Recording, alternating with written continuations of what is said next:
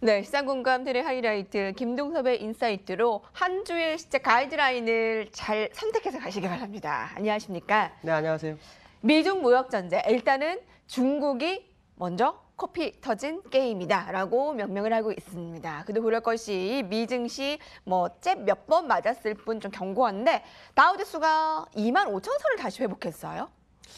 미국 시장이 연일 오르고 있죠. 무역 분쟁이라는 것이 시장에 별 의미를 부여하지 못하고 있는 모습인데, 미국 시장이 오르는 이제 두 가지 이유가 있죠. 하나는 미국 시장이 올라가기 위해서는 재료가 필요한데 그 재료 중에 하나가 실적 쪽에서 포인트가 좀 잡히고 있고 실적이 전분기 대비로 계속 증가하는 모습이 나오고 있죠. 두 번째는 그 미국 재무장관이 문우신이라는 사람이 있는데, 이 사람이 이 무역 분쟁에 대해서 이런 얘기를 합니다. 지금은 무역 분쟁 상태가 아니다라고 입장을 발표를 하죠. 그러니까 시장 투자가 입장에서는 이게 도대체 뭐지? 라는 분위기입니다. 그것은 무슨 말이냐면 한편으로는 무역 분쟁이 결국 뭔가 타협안으로 가는 것이 아닌가라는 생각을 해볼 수 있는 중요한 이슈로 작용하고 있죠. 그렇기 때문에 미국 시장이 상승을 하고 있는 거다라고 보시면 되는데요. 아마 지난주에 제가 그런 얘기를 했어요. 미국 무역 분쟁이 지난번 7월 6일 때 사실은 뭔가 변화가 있었어야 되는데 합의가 없었다. 그래서 루머에 사서 뉴스에 팔아라가 아닌 루머에 팔고 뉴스에 사는 그런 상황이 아닐까, 이런 표현을 썼죠. 그런 다음에 다시 2천억 불 정도의 관세부가 얘기가 나왔어요. 자, 그 얘기는 무슨 말이냐면 이제 그게 8월 30일까지 진행이 돼야 되는데 그때까지는 공청회나 의견 수렴이 있을 거다. 그렇기 때문에 그때까지는 지난번과 반대로 주가가 계속 올라가다가 그때쯤 꺾이지 않을까. 루머에 사서 뉴스에 파는 그런 상황이 되지 않을까. 이런 표현을 쓰면서 혹시라도 시장이 불꽃놀이하는 게 아니냐. 이런 얘기를 해드렸어요. 미국 시장이 지금 상승할 수 있는 계기가 계속 진행되고 있는데 이 모습으로 봤을 때 우리가 접근해야 될 것은 이제 기술적으로 두 가지입니다.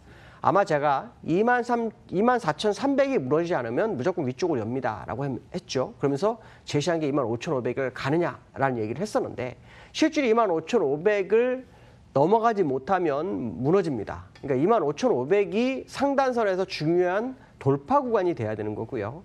하단선에 24,300 정도가 나오게 되는데 기술적으로 잠깐 보겠습니다. 기술적으로 보시면 제가 오늘은 이제 선을 한 두 개를 더 집어넣어 놨어요.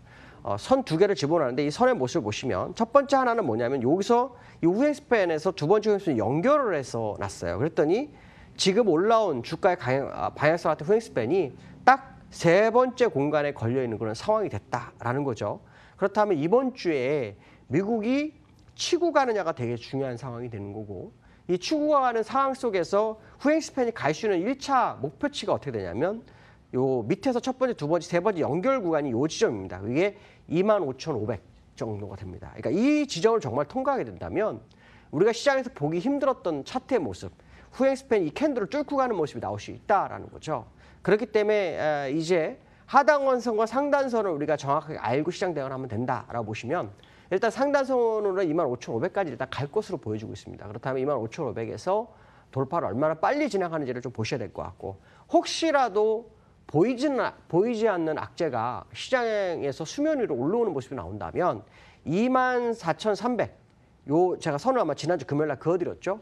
요게 무너지게 되면 과거 후행스팬의 지지력을 깨트립니다. 그렇게 되면 일단 이 지점까지 다 가버려서 60주선과 마주하는 그런 상황이 발생할 수 있다는 거죠. 그래서 하단선과 상단선을 보고 시장 접근하시면 될 것 같고 현재 입장에서는 25,500을 먼저 가는 그런 상황이 될 거고 거기서 돌파 시도가 있지 않을까라는 생각을 해봐야 될 것 같습니다. 두 번째 이슈에 대해서 보도록 하죠.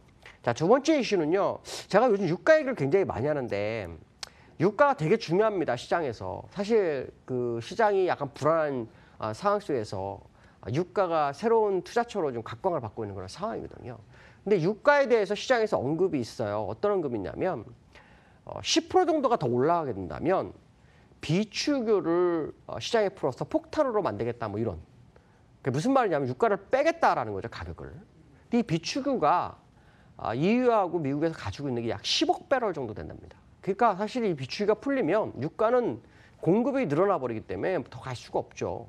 이걸 가지고 이제 여러 가지 생각을 하게 됩니다. 첫 번째는 10%가 더 오르면 비축유가 시장에서 나와서 폭탄으로 작용할 수 있다. 뭐 이런 표현이 10%까지는 인정을 하나 보다. 80%까지 인정하나 본데? 뭐 이런 느낌인 거고요. 두 번째는 뭐냐면 비축유가 정말 미국에는 이제 필요가 없을 수도 있다는 생각을 해볼 수 있습니다. 무슨 말이냐면 셰일가스가 계속 생산이 증산이 되면서 사실 비축유의 의미가 없어지는 상황이 현재 미국의 상황이다라고 본다면 미국 입장에서는 비축유를 굳이 가지고 있을 이유가 있을까? 뭐 이런 생각도 할 수 있죠.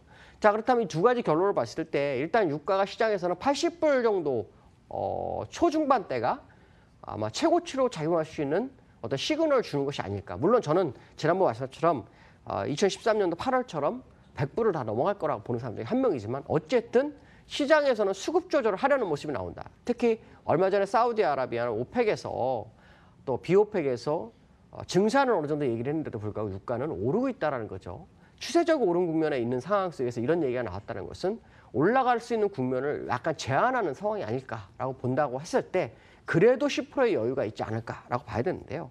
차트상으로 보시면은 이 80불대가 요선입니다. 요선이 과거의 요 지점, 요즘에서의 저점, 저항대가 될 수 있는 부분이죠. 그러니까 어떻게 보면 사실 이 고점 75불대에서 10%니까 82불 정도 되니까 요 정도 선까지는 일단 시장이 인정하는 것이 아닐까라는 생각하시면서 아마 시장 접근해 보시는 게 좋지 않을까. 그러나 비축유를 푼다 하더라도 유가의 가격을 급락으로 가는 상황은 아닐 거라는 거죠. 상승에 제한을 줄 뿐이지 그것이 이제 급락으로 가서 또 저점으로 가는 그런 상황은 이루어지지 않을 것이다라는 생각을 해봐야 할 것 같습니다. 자, 세 번째 이슈에 대해서 보도록 하죠. 자, 세 번째 이슈는 지난주 목요일날 금통위가 있었죠. 그러면서 소수 의견이 나왔어요. 그러니까 시장에서는 언제 금리 인상하느냐 이게 포인트입니다. 이 포인트인데 시장에서는 보통 과거 데이터를 보면은 소수 의견이 나오고 난 그 다음 달 정도에 올리는 경우, 다음번에 올리는 경우가 굉장히 많았어요.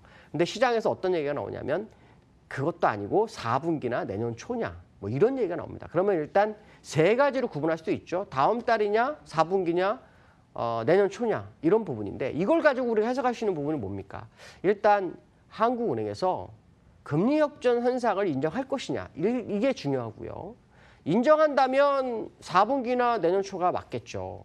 인정 안 한다 그러면 아마 다음 달도 생각해 보시는 아주 중요한 부분입니다.